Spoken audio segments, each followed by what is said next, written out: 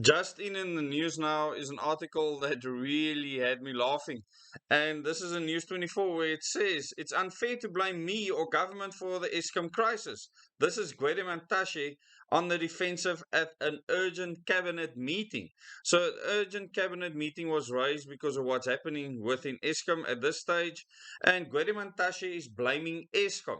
I've made it clear to you that government, the ruling party who is the ANC, that under Thabo Mbeki, they refused to build new capacity and that they decided at the time that they're going to give Eskom a policy. This is politicians interfering in things that are technical and said, we are implementing a keep the lights on policy. In other words, we'll do everything to just keep the lights on, but we're not going to spend any more money on infrastructure. A cabinet committee is meeting urgently on Wednesday, deliberating on the crisis at Eskom after the power utility plunged the country into stage 6 load shedding on Tuesday.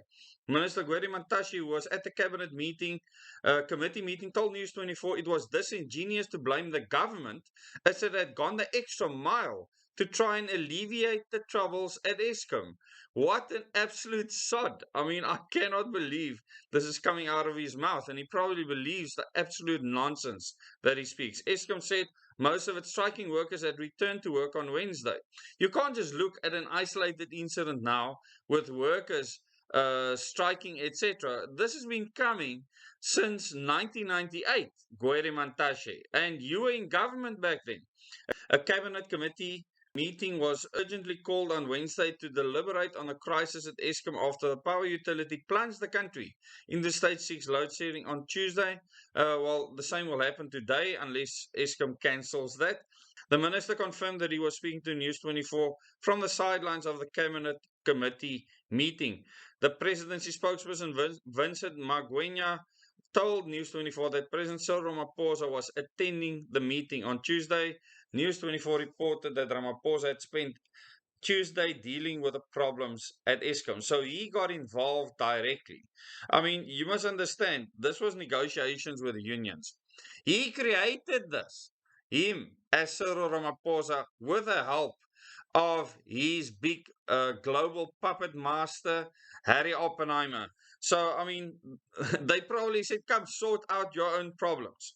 And it says here, the presidency said Ramaphosa returned to the country from the G7 summit in Germany on Tuesday morning. He was immediately roped into a briefing about ongoing labor disputes at Eskom, which resulted in the country being plunged into darkness. Ramaphosa's office said this was after the power utility implemented stage 6 load shedding on Tuesday. You can go and read the rest of this article. I'll put the link in the description below this video, as well as in the first comment. And if you want more content like this, please subscribe to the channel. Click the bell icon to receive notifications for new videos. And thank you very much for liking and sharing this content so that more people can get a different perspective on history as well as the future. Thank you very much. Till the next video.